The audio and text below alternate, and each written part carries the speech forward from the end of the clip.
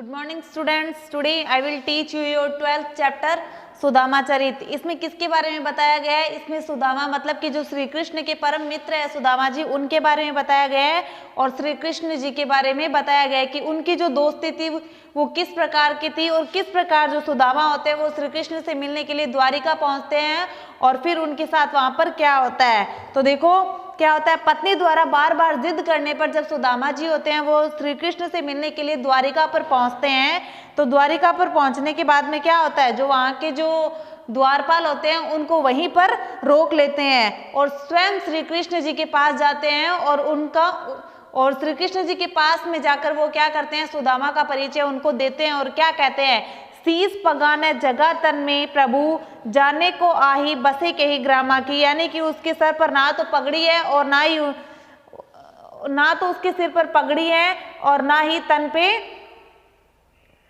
उनके सिर पर ना तो पगड़ी है और ना ही शरीर पर वस्त्र है। वह पता नहीं कि कौन से गांव से आया हुआ है। धोती फटी सी लटी दुपटी अरु पाए उपा नह को नहीं सामा। यानी कि उसकी जो धोती है वो भी पूरी तरीके से फटी हुई है और उसके पैरों में जूते भी नहीं है। द्वार खड़ो दिस दुर्बल एक रहो चकिसो वसुधा अभिरामा। यानी कि वो द्वार पर जो दुर्बल आदमी खड़ा हुआ है वह एकदम आश्चर्यचकित होकर द्वारिका की भूमि को देख रहा है। पूछत दीन दयाल को धाम बतावत अपनो नाम सुदामा। यानी कि जो दुर्बल ब्राह्मण है वो द्वार पर खड़ा हुआ है और इस द्वारिका की भूमि को देख रहा है, मतलब पूरा आश्चर्यचकित होकर वो यहाँ सब कुछ इधर उधर देख रहा है। और मतलब दिनों पर दया करने वाले श्री कृष्ण अर्थात वो आपका नाम पूछ रहा है और अपना स्वयं का नाम क्या बता रहा है, वो सुदामा बता रहा है। यानी कि पत्नी के बार बार जिद करने पर जब सुदामा होते हैं वो श्री कृष्ण से मिलने के लिए जाते हैं, तो वो जब द्वारपाल होते हैं वो क्या करते हैं, उनको सुदामा जी को वहीं बाहर रोक लेते हैं और खुद उन श्री कृष्ण के पास जाते हैं और उनको सुदामा जी का परिचय देते हुए कहते हैं कि बाहर एक ब्राह्मण खड़ा है, उसके सिर पर ना तो पगड़ी है और ना ही तन पर कोई वस्त्र है और उसकी जो धोती है वो फटी हुई है और उसके पैरों में भी जूते नहीं है। पता नहीं वो किस गांव से आया है और आश्चर्यचकित होकर वो इस द्वारिका की भूमि को देख रहा है। और दिनों पर दया करने वाले यानी जो दुखी लोग होते हैं उन पर जो दया करने वाले श्री कृष्ण जी, यानी कि आपका नाम वो पूछ रहा है, मतलब कि आपका वो पता पूछ रहा है और स्वयं का नाम वो क्या बता रहा है,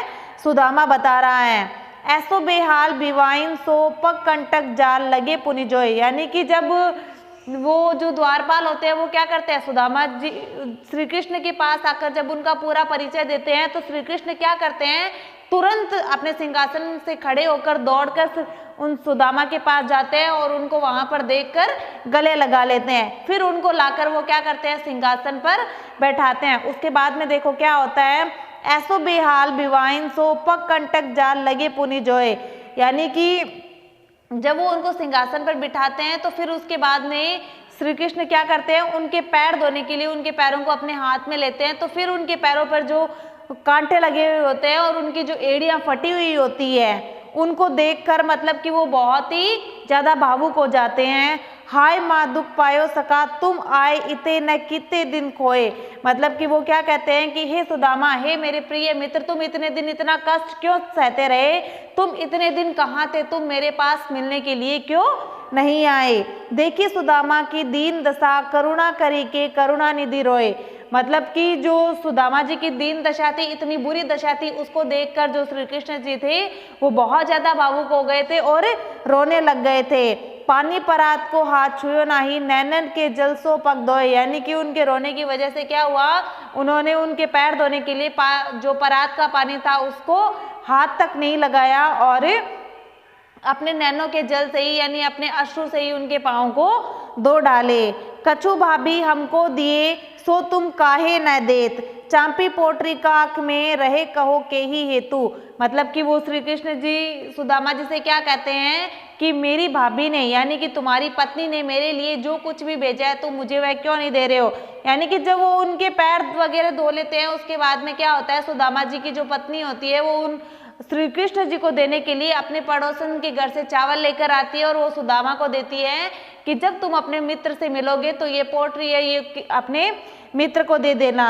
तब वो श्री कृष्ण क्या करते हैं, सुदामा को वो पोटरी होती है वो अपने बगल में छुपाते हुए देख लेते हैं। तब वो उनसे कहते हैं कि कछु भाभी हमको दियो सो तुम काहे न देते, यानी कि मेरी भाभी ने मेरे लिए जो कुछ भी भेजा है तुम मुझे वो क्यों नहीं दे रहे हो, और वो जो पोटरी है वो अपने बगल में क्यों छुपा रहे हो।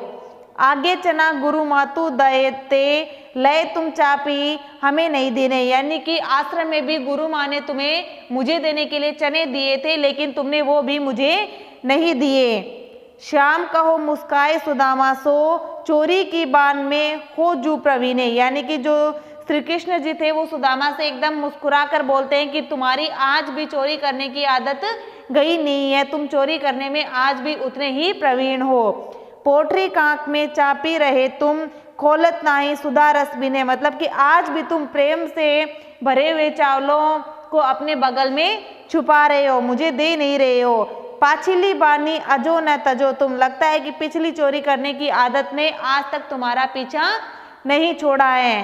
तैसे ही भाभी के तंदुलकी ने, इसीलिए भाभी के दिए हुए चावलों को तुम मुझे नहीं देना चाहते हो बल्कि तुम अकेले ही खाना चाहते हो। इतना कुछ होने के बाद में फिर क्या होता है, जो सुदामा होते हैं वो श्री कृष्ण के महल से वापस अपने गांव जाने के लिए निकलते हैं, लेकिन श्री कृष्ण भी क्या करते हैं कि उन्हें खाली हाथ ही वहीं से विदा कर देते हैं। उसके बाद में देखो क्या होता है, वह पुलकनी वह उठी मिलनी वह आदर की बात, मतलब कि श्री कृष्ण जब सुदामा को अपने महल से विदा करते हैं तो वो उनको खाली हाथ ही विदा कर देते हैं। इस चीज का सुदामा को बहुत ज्यादा बुरा लगता है, तो वो रास्ते में चलते चलते ये सोचते हैं कि वह पुलकिनी, मतलब कि मुझे देखकर इतना खुश होना और उठकर मेरे गले लग जाना और मेरे साथ इतने आदर से बात करना, महल में मेरा इतना सम्मान करना और फिर मुझे वहां से खाली हाथ विदा कर देना, मुझे ये श्री कृष्ण की बात अच्छी नहीं लगी। वह पटविनी गोपाल की कछु न जानी जात, मतलब कि मुझे महल से खाली हाथ ही विदा कर देना, मुझे ये श्री कृष्ण की बात है वो समझ नहीं आ रही है, मुझे इस चीज का बहुत ज्यादा बुरा लगा है। घर घर कर आड़त फिरे तन के दही के काज, मतलब कि अब तो वो श्री कृष्ण है जो द्वारिका का राजा बन गया है, लेकिन वह तो वही है जो खुद दही के लिए घर घर हाथ फैलाता फिरता था।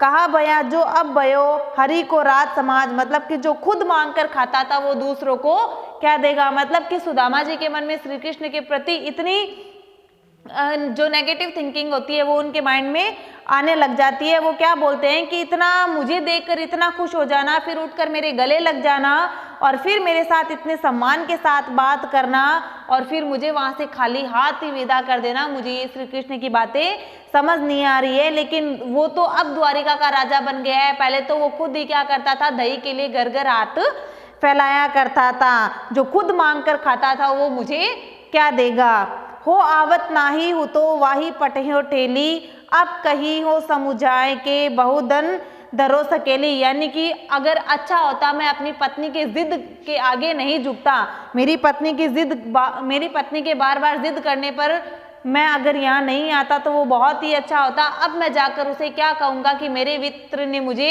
इतना सारा धन दिया है, मैं जाकर अपनी पत्नी से यही कहूँगा कि लो मुझे कृष्ण ने इतना सारा धन दिया है, अब तुम रखो इसको संभाल के। फिर वो चुप हो जाता है क्योंकि उसे इस चीज़ का बहुत ज़्यादा बुरा लगता है। फिर वो क्या करता है, जैसे ही अपने गांव पहुंचता है तो वहाँ क्या देखता है, वैसो ही राज समाज बने गज बाजी गने मन संभ्रम छायो, यानी कि वो जैसे ही अपने गांव पहुंचता है तो वहाँ गांव में क्या देखता है, गांव को देखकर वो बहुत ही आश्चर्यचकित हो जाता है क्योंकि अपने गांव में भी वह द्वारिका जैसा वैभव ही पाता है। चारों तरफ उसे हाथी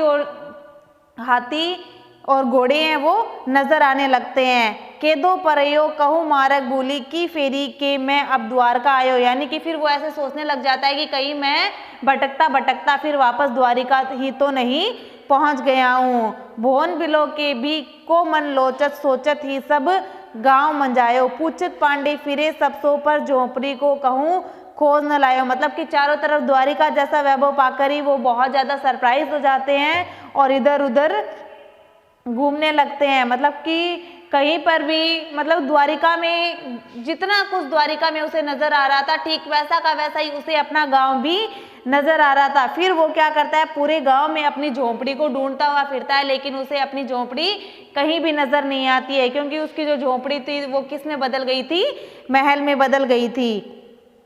फिर देखो क्या होता है कि वह टूटी सी छनिहाती वह कंचन के अब धाम सुहावत। मतलब इसमें वो क्या कह रहे हैं, कवि नरोत्तम दास वो कह रहे हैं कि सुदामा पहले तो एक टूटी हुई झोंपड़ी में दिन बिता रहे थे, लेकिन अब उनके सामने वो सोने के महल है वो नजर आ रहे हैं। अब तो उन्हें सोने के जो राजमहल है वो मिल चुके हैं। के पग में पनही नहती कह ले गजराजहू ठाठे महावत, यानी कि पहले तो उनके पैरों में पहनने के लिए उनके पास जूती तक नहीं थी, लेकिन जो अब द्वार पर जो गजराज है वो महावत लेकर वहां पर खड़े हुए हैं। मतलब कि अब वो महावत वहां पर खड़े हुए हैं। भूमि कठोर पे रात कटे कह कोमल सेज पे नींद ना आवत, यानी कि उनकी जो पहले जो रातें थी वो बहुत ज़्यादा कठोर थी। क्यों? क्योंकि वो नीचे ज़मीन पर सोया करते थे, तो उनकी जो रातें थी वो बहुत ही ज़्यादा मुश्किल से निकलती थी। लेकिन अब उन्हें कोमल कोमल गद्दे पर भी उन्हें नींद नहीं आती है। के जुर तो नाही को दो सवा प्रभु के प्रताप ते दाक न भावत, यानी कि पहले तो क्या होता था, 2 वक्त का खाना भी इतनी मुश्किल से वो जुटा पाते थे। 2 वक्त की रोटी भी मतलब जो सूखा अनाज होता था वो उन्हें नहीं मिल पाता था, लेकिन अब तो उन्हें सभी प्रकार का भोजन मिलने लग गए हैं। अब तो उन्हें फल भी मिलने लग गए हैं, तो वो भी उन्हें अच्छे नहीं लग रहे हैं। मतलब कि कवि क्या कहते हैं कि जो सुदामा थे वो पहले झोंपड़ी में दिन बिता रहे थे, लेकिन बाद में उन्हें इस सोने का राजमहल मिल गया, लेकिन उन्हें उस राजमहल में अच्छा नहीं लग रहा था। और फिर उनके पैरों में पहनने के लिए पहले तो जूती तक नहीं थी, और फिर बाद में जो द्वार पर जो गजराज होते हैं वो महावत लेकर खड़े हुए होते हैं।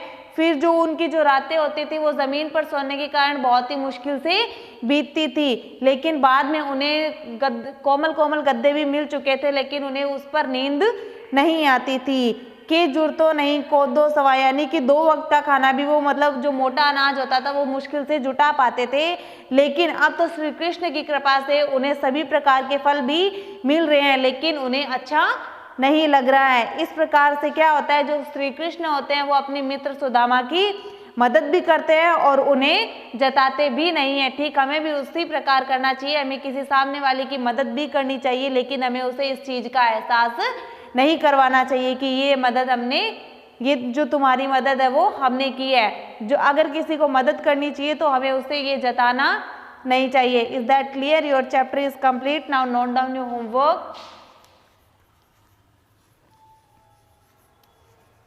Read chapter 12 and do word meaning. Okay, thank you.